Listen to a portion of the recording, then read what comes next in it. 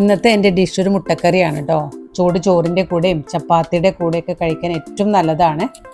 അതിന് വേണ്ടിയിട്ട് ഞാനൊരു സവാള, 3 വെളുത്തുള്ളി, 1 പീസ് ഇഞ്ചി, 2 പച്ചമുളക്, 1 നാളികേരം, ഇതിൻ്റെ പാല്. നമുക്കിതെല്ലാം കൂടെ ഒന്ന് ചോപ്പ് ചെയ്തെടുക്കാം. പാൻ ചൂടായിട്ടുണ്ട്, വെളിച്ചെണ്ണ ഒഴിച്ചു കൊടുക്കാം.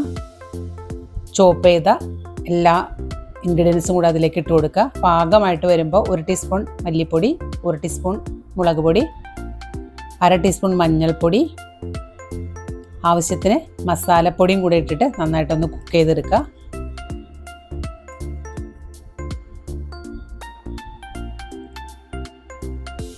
ഇത് പാകമായിട്ട് വരുമ്പോൾ ഒരു തക്കാളി ചെറുതായിട്ട് അരിഞ്ഞതും കൂടെ അതിലേക്കിട്ട് നന്നായിട്ടൊന്ന് വഴറ്റിയെടുക്കുക. അതിനുശേഷം രണ്ടാമത്തെ പാല് അതിലേക്ക് ഒഴിച്ചു കൊടുക്കുക.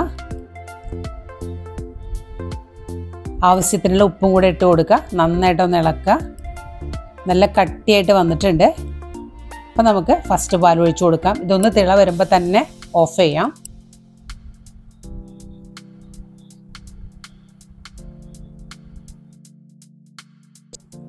അഞ്ച് മുട്ട പുഴുങ്ങി വെച്ചിട്ടുണ്ട്. നമുക്ക് കുറച്ച് മുളക് പൊടിയും മഞ്ഞൾപ്പൊടിയും കൂടെ ചേർത്ത് വരഞ്ഞ് വെച്ചിരിക്കുന്ന മുട്ട ജസ്റ്റ് ഒന്ന് കുക്ക് ചെയ്തെടുക്കാം. മസാലയൊക്കെ നന്നായി പിടിക്കാൻ വേണ്ടിയിട്ടാണ്. അതിനുശേഷം നമുക്കത് മുട്ടക്കറിയിലേക്ക് ഇട്ട് കൊടുക്കാം. അതിനുശേഷം ഒന്ന് താളിച്ചൊഴിക്കാം. കുറച്ച് ഉള്ളിയും കറിവേപ്പിലയും കുറച്ച് മുളക് പൊടിയും കൂടെ ചേർത്ത് ഒന്ന് താളിച്ചൊഴിക്കാം. നല്ല ടേസ്റ്റുള്ളൊരു കറിയാണ്. എല്ലാവരും ട്രൈ ചെയ്ത് നോക്കുക. Thank you.